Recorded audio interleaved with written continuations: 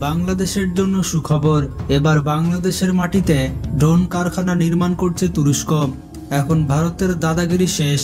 বাংলাদেশে drone factory তৈরি হলে বাংলাদেশ সামরিক দিক থেকে অনেক উন্নতি লাভ করবে, যা ভারতের একেবারেই সহ্য হবে না। যেমনটা জানেন, মুসলিম বিশ্বের সব থেকে শক্তিশালী দেশ হচ্ছে তুরস্ক, এমনকি পৃথিবীর 7 নম্বর সব থেকে শক্তিশালী দেশ হচ্ছে তুরস্ক। বাংলাদেশের স্বাধীনতার পর থেকে দেশটি বাংলাদেশ সেনাবাহিনীকে শক্তিশালী করতে নানাভাবে সহযোগিতা করে আসছে।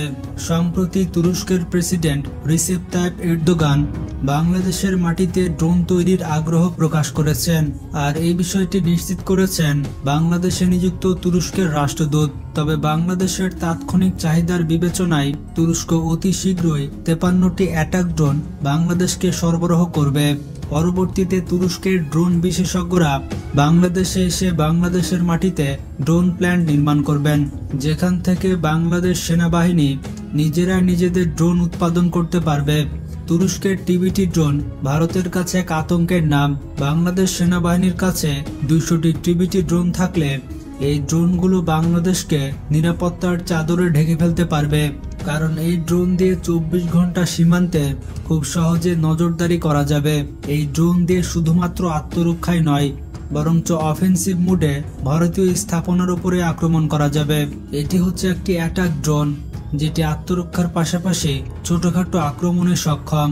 তুরস্কের প্রযুক্তিতে নির্মিত এই ড্রোনটি 3000 ফুট উপর দিয়ে উড্ডয়ন করতে পারে। এমনকি এই ড্রোন থেকে শত্রুপক্ষের ঘাঁটিতে নির্ভুলভাবে মিসাইল হামলা চালানো সম্ভব। তবে ড্রোনটির সবথেকে বড় বিশেষত্ব হচ্ছে এই ড্রোন শত্রুপক্ষের লুকিয়ে থাকা বিভিন্ন ঘাঁটি খুঁজে বের করে তাদের ট্যাঙ্ক এবং সামরিক রসদ ধ্বংস করতে পারে। তাছাড়া এই ড্রোন দিনে কিংবা রাতে যে কোনো সময় অভিযান চালাতে পারে। এই টিবিটি-2 ড্রোন বাংলাদেশের আবহাওয়া এবং জলবায়ুর সাথে একেবারে মিলে যায়। বাংলাদেশ সেনাবাহিনী 7 থেকে 10টি এই টিবিটি ড্রোন চিকেন নেকের কাছে মোতায়েন করলে ভারত কৌশলগতভাবে অনেক চাপে থাকবে। 2023 সালে বাংলাদেশ সেনাবাহিনী তুরস্ক থেকে 6টি বাইরাক্তার টিবিটি ড্রোন ক্রয় করে। তবে মাত্র 6টি ড্রোন দিয়ে পুরো বাংলাদেশের নিরাপত্তা নিশ্চিত করা সম্ভব নয়। তাই তুরস্ক থেকে প্রযুক্তি এনে দেশের মাটিতে এই ড্রোন নির্মাণ করলে বাংলাদেশ সেনাবাহিনী তার চাহিদা অনুযায়ী এই ড্রোনটি উৎপাদন করতে পারবে। তুরস্ক দক্ষিণ এশিয়ায় তাদের প্রভাব বিস্তারে বাংলাদেশকে একটি বিশ্বাসযোগ্য বন্ধু হিসেবে বিবেচনা করে।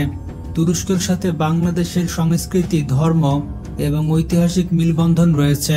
হাসিনা সরকারের পতনের পর বাংলাদেশের সাথে তুরস্কের সম্পর্ক আরও বেশি ঘনিষ্ঠ হয়েছে, যার প্রমাণ হচ্ছে বাংলাদেশের মাটিতে এখন তুরস্কের ড্রোন কারখানা নির্মাণ করা হবে।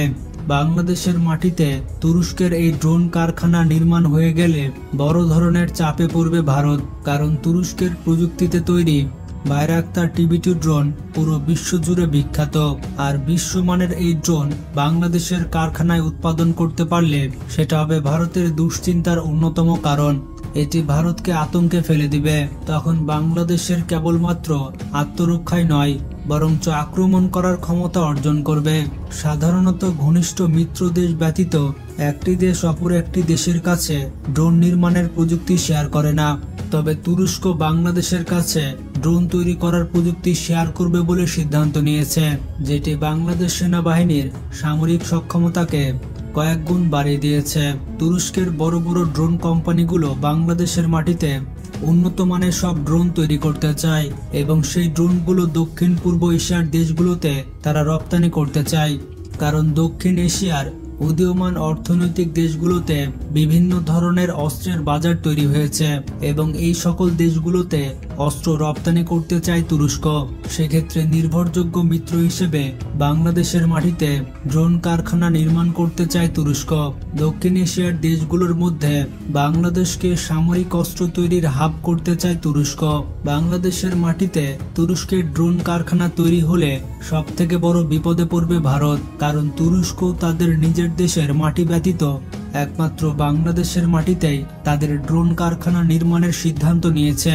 বাংলাদেশের মাটিতে এই ড্রোন ফ্যাক্টরি তৈরি হলে বাংলাদেশ সেনাবাহিনী তাদের নিজস্ব চাহিদা পূরণের পাশাপাশি পৃথিবীর বিভিন্ন দেশে রপ্তানিও করতে পারবে। তাছাড়া সব থেকে বড় বিষয়টি হচ্ছে বাংলাদেশ সেনাবাহিনী যুদ্ধকালীন সময়ে নিজ দেশে এসব অস্ত্র উৎপাদন করতে পারবে, কারণ যুদ্ধকালীন সময়ে প্রচুর পরিমাণে অস্ত্রের প্রয়োজন হয়, যেটা আমদানি করে চাহিদা মেটানো সম্ভব নয়। বাংলাদেশ সেনাবাহিনী ফোর্সেস গোল 2030 সালের মধ্যে মোট চাহিদার 70% অস্ত্র নিজের দেশে উৎপাদন করতে চায়। সেক্ষেত্রে তুরস্কের সাথে এই চুক্তি বাংলাদেশের মাটিতে অস্ত্র তৈরি করার নতুন দিগন্ত সূচনা করবে।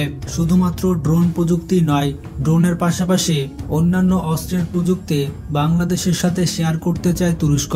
আসলে মুসলমান দেশগুলো হচ্ছে ভাই ভাই, তাদের উচিত একে অপরের সাহায্য করা, যেমনটা তুরস্ক করছে বাংলাদেশকে।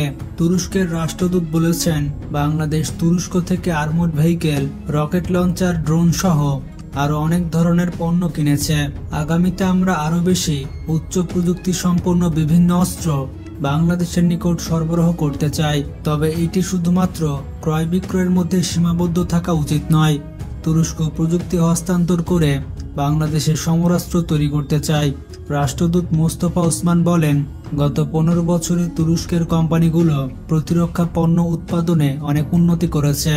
তারা এখন ন্যাটো মানের পণ্য উৎপাদন এবং শর্ত ছাড়া সুলভ মূল্যে বিক্রি করছে।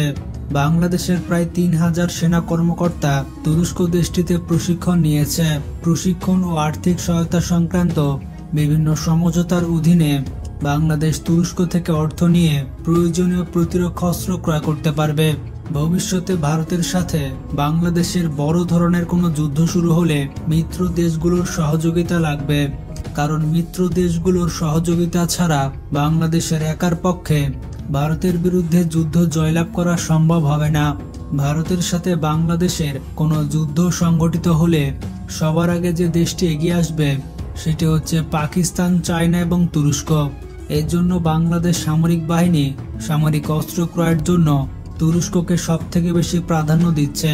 তুরস্ক ন্যাটোভুক্ত দেশ হওয়ার কারণে দেশটির অস্ত্রের মানগুলো ন্যাটো স্ট্যান্ডার্ডের, যার ফলে তুরস্কের প্রযুক্তি সহায়তায় বাংলাদেশও তৈরি করতে পারবে ন্যাটো স্ট্যান্ডার্ডের সমরাস্ত্র।